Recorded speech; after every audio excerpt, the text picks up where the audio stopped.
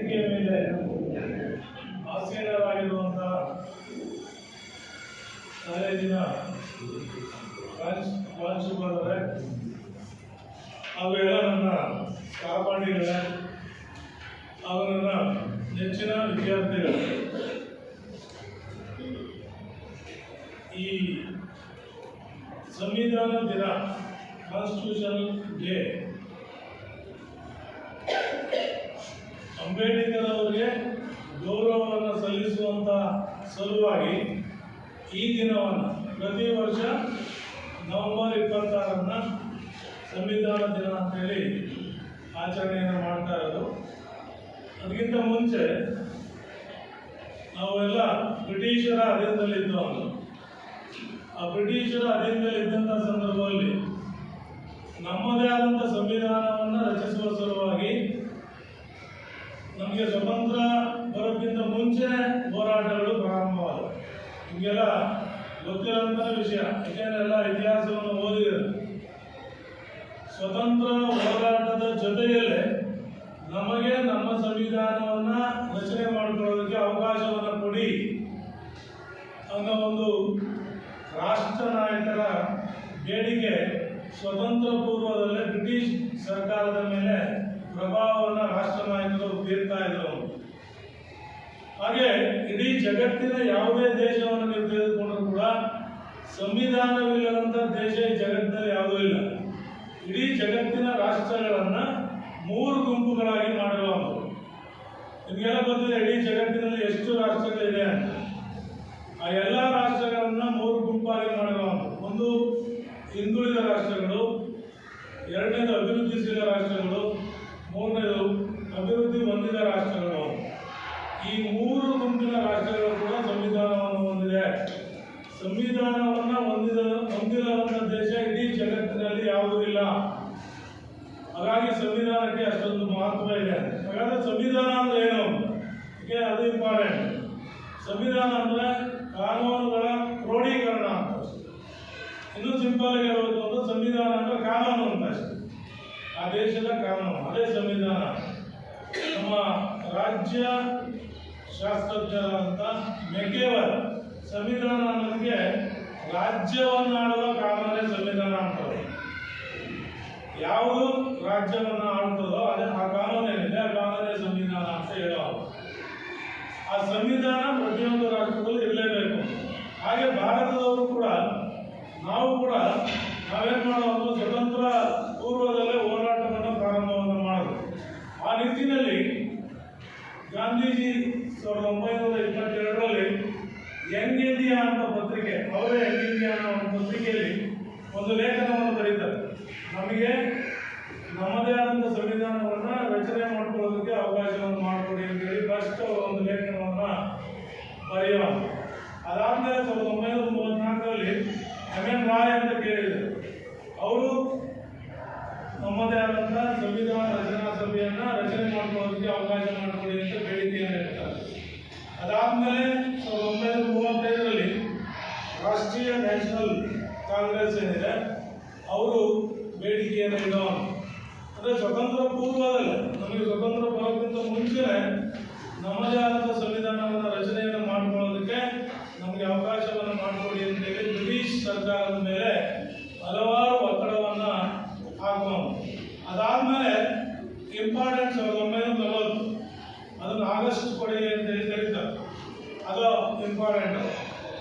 ಎರಡನೇ ಮಹಾಯುದ್ಧ ಆರಂಭ ಆದಂಥ ಸಂದರ್ಭದಲ್ಲಿ ಬ್ರಿಟಿಷ್ ಗೌರ್ಮೆಂಟ್ ಇಲ್ಲಿನ ಭಾರತದ ರಾಷ್ಟ್ರೀಯ ನಾಯಕರನ್ನ ಕೇಳ್ಕೋತಾರೆ, ನೀವು ಎರಡನೇ ಮಹಾಯುದ್ಧದಲ್ಲಿ ನಮಗೆ ಸಪೋರ್ಟ್ ಅನ್ನು ಮಾಡಿ, ಸಹಕಾರವನ್ನು ನೀಡಿ.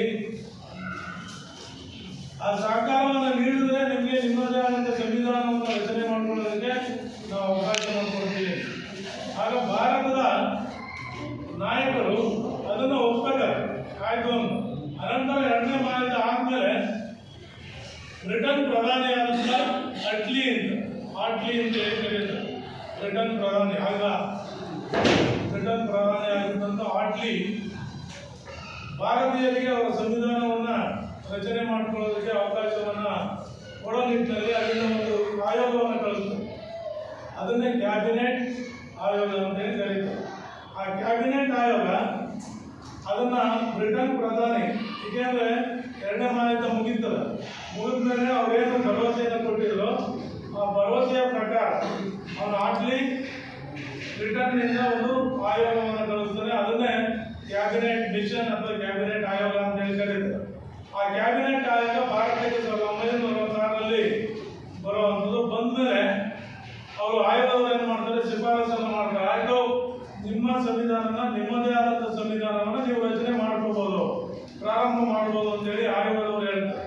ಅದಕ್ಕಿಂತ ಮುಂಚೆ ಬ್ರಿಟಿಷ್ ಅಧಿಕಾರಿಗಳು ಏನು ಹೇಳ್ತಾರೆ ಅಂದ್ರೆ, ಆಯ್ತು 2ನೇ ಮಹಾಯುದ್ಧ ನೀವು ಸಪೋರ್ಟ್ ಮಾಡಿದ್ರೆ ಗೆದ್ಮೇಲೆ ನಿಮಗೆ ನಾವೇ ಒಂದು ಸಂವಿಧಾನವನ್ನು ನಿಮಗೆ ಬೇಕಾದಂಥ ಒಂದು ಸಂವಿಧಾನವನ್ನು ನಾವು ರಚನೆ ಮಾಡ್ಕೊಡ್ತೀವಿ ಅಂತ ಹೇಳ್ತಾರೆ.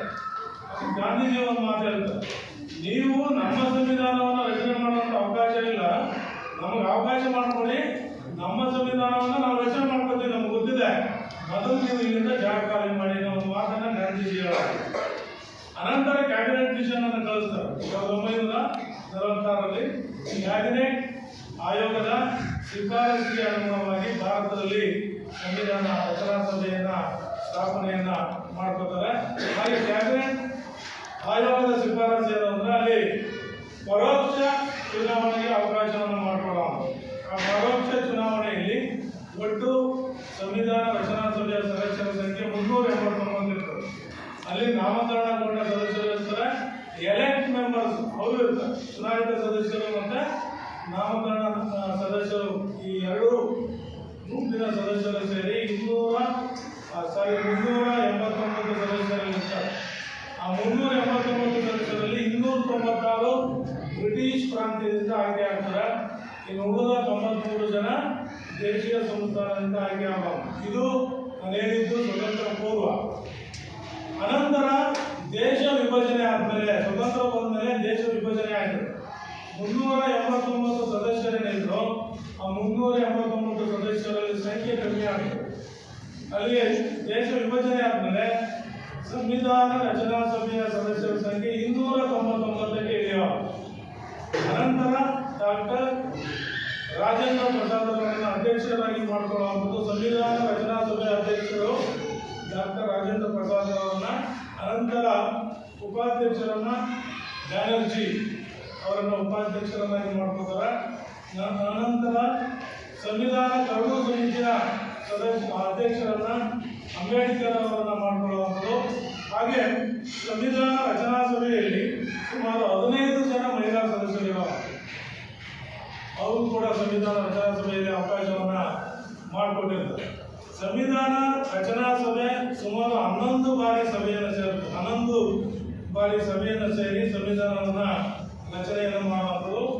ಹಾಗೆ 11 ಬಾರಿ ಸಭೆಯನ್ನು ಸೇರ್ತದೆ. ಮತ್ತೆ ಆ ಒಂದು ಕಾಲದಲ್ಲಿ ಅಂದರೆ 1946 ಕಾಲಘಟ್ಟದಲ್ಲಿ ಸುಮಾರು ಸಂವಿಧಾನ ರಚನೆಗೆ ಖರ್ಚಾದಂತ ಹಣ 64 ಲಕ್ಷ ರೂಪಾಯಿ. ಎಷ್ಟರಲ್ಲಿ? 1946 ಅವಧಿಯಲ್ಲಿ ಸಂವಿಧಾನಕ್ಕೆ ತಗುಲಿದ, ಸಂವಿಧಾನ ರಚನೆಗೆ ತಗುಲಿದ ವೆಚ್ಚ 64 ಲಕ್ಷ ರೂಪಾಯಿ ಖರ್ಚಾಗುವಂಥದ್ದು. ಅನಂತರ ಸಂವಿಧಾನವನ್ನು ರಚನೆ ಮಾಡಿಕೊಳ್ಳೋದಕ್ಕೆ ತೆಗೆದುಕೊಂಡಂಥ ಕಾಲಾವಧಿ 2 ವರ್ಷ 18 ತಿಂಗಳು 11 ದಿನಗಳು. 2 ವರ್ಷ 18 ತಿಂಗಳು 11 ದಿನಗಳು ಕಾಲಾವಧಿಯನ್ನು ತೆಗೆದುಕೊಳ್ಳುವಂಥದ್ದು. 1949 ನವೆಂಬರ್ 26ರಂದು ಸಂವಿಧಾನವನ್ನು ಅಂಗೀಕಾರವನ್ನು ಮಾಡುವಂಥದ್ದು. ನಾನು ಹಾಗೆ ಹೇಳಿದೆ, 1949 ನವೆಂಬರ್ 26 ಸಂವಿಧಾನ ಅಂಗೀಕಾರ ದಿನ.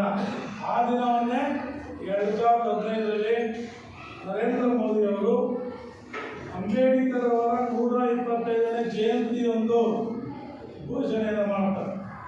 ನಾವು ಪ್ರತಿ ವರ್ಷ ನವೆಂಬರ್ 26 ಆ ದಿನವನ್ನು ಸಂವಿಧಾನ ದಿನವನ್ನಾಗಿ ಆಚರಿಸೋಣ ಅಂತೇಳಿ 2015ರಲ್ಲಿ ಘೋಷಣೆಯನ್ನು ಮಾಡೋದು ನರೇಂದ್ರ ಮೋದಿಯವರು.